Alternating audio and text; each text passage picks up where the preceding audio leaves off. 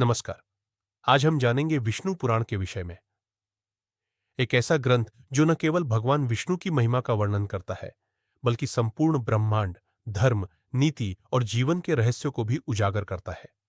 विष्णु पुराण क्या है? विष्णु पुराण सनातन धर्म के अष्टादश 18 महापुराणों में से एक है। यह पुराण भगवान विष्णु के उपासकों के लिए विशेष रूप से महत्वपूर्ण है। इस पुराण की गणना सबसे प्राचीन और श्रेष्ठ पुराणों में की जाती है। यह केवल एक धार्मिक ग्रंथ नहीं, बल्कि यह है धर्म, अर्थ, काम, मोक्ष, इन चार पुरुषार्थों को दर्शाने वाला दिव्य ग्रंथ। इसकी रचना किसने की? विष्णु पुराण की रचना महर्षि वेदव्यास जी ने की थी। इस ग्रंथ में कुल 6 खंड अंश है और इन खंडों में लगभग 23,000 श्लोक है। यह पुराण संवाद शैली में है, जहां महर्षि पराशर अपने शिष्य मैत्रेय को भगवान विष्णु और सृष्टि के रहस्यों के बारे में बताते हैं। विषय वस्तु, इसमें क्या क्या बताया गया है? विष्णु पुराण में बहुत विस्तृत विषय शामिल है।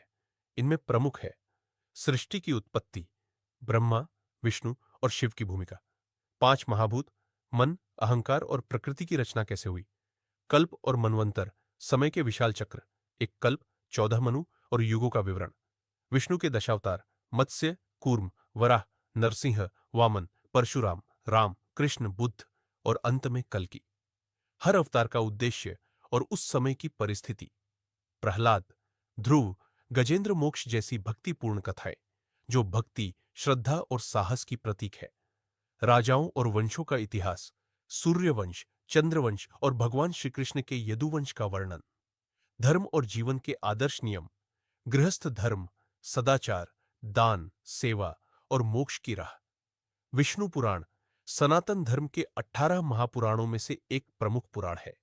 यह भगवान विष्णु के लीला, अवतार और उनके भक्तों की कहानियों से भरा हुआ है। इसमें धर्म, नीति और जीवन के गूढ़ रहस्यों को सुंदर रूप में प्रस्तुत किया गया है। आज हम जिस कथा की चर्चा करेंगे वह है प्रहलाद और हिरण्यकशिपु की कथा। कथा। प्रहलाद और हिरण्यकशिपु बहुत समय पहले की बात है। असुरों का राजा था हिरण्यकशिपु। उसने कठोर तपस्या कर ब्रह्मा जी से वरदान प्राप्त किया था कि वह न दिन मरेगा, न रात में, न मानव से, न पशु से, न धरती पर, न आकाश में, न किसी अस्त्र से, न शस्त्र से। इस वरदान से वह अहंकारी हो गया और खुद को भगवान समझने लगा। उसने अपने राज्य में विष्णु भगवान की पूजा पर रोक लगा दी।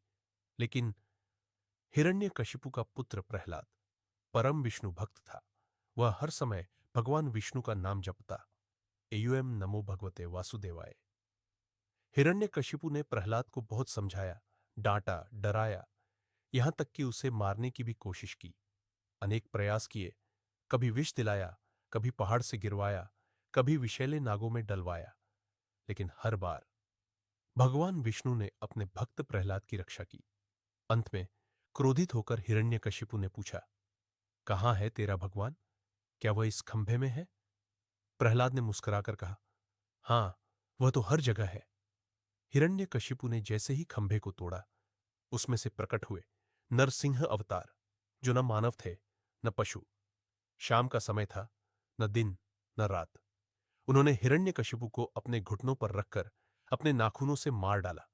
इस प्रकार भगवान विष्णु ने अपने भक्त प्रहलाद की रक्षा की और अधर्म का नाश किया। इस कथा से हमें क्या सीख मिलती है? सबसे पहली बात, सच्चे भक्त की भगवान सदा रक्षा करते हैं, चाहे संसार कितना भी विरोध करे।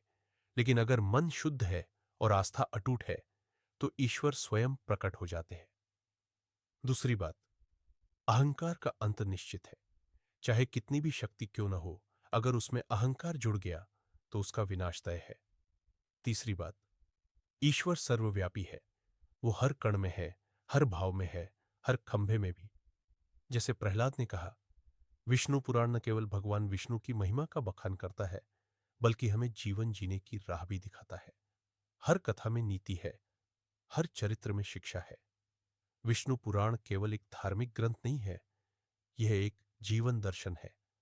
यह हमें बताता है कि कैसे हम आज के युग में भी धर्म, भक्ति और नीति के साथ जीवन जी सकते हैं।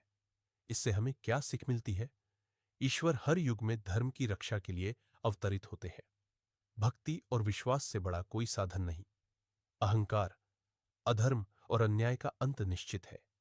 हर जीव में परमात्मा का अंश है, वह सर्वत्र है। सत्य, अहिंसा, संयम और सेवा ही मोक्ष की ओर ले जाने वाले मार्ग है। भगवान विष्णु के चरणों में प्रार्थना करते हुए हम कह सकते हैं, हे नारायण, हमें भी वह विवेक, वह भक्ति और वह मार्गदर्शन दो जिससे हम जीवन की हर परीक्षा में सफल हो सके। तो दोस्तों, ये थी विष्णु पुराण से जुड़ी एक सुंदर झलक, जो न केवल हमारे धर्म की गहराई को दर्शाती है, बल्कि जीवन के सही मार्ग की ओर भी ले जाती है। अगर आपको यह वीडियो ज्ञानवर्धक और प्रेरणादायक लगा हो, तो इसे लाइक जरूर करें। कमेंट करके बताएं कि आपको कौन सी बात सबसे ज्यादा अच्छी लगी, और चैनल को सब्सक्राइब करना ना भूलें, ताकि ऐसी ही और आध्यात्मिक कथाएं आप तक पहुंचती रहें। बेल आइकन दबाएं, जिससे अगला वीडियो सबसे पहले आप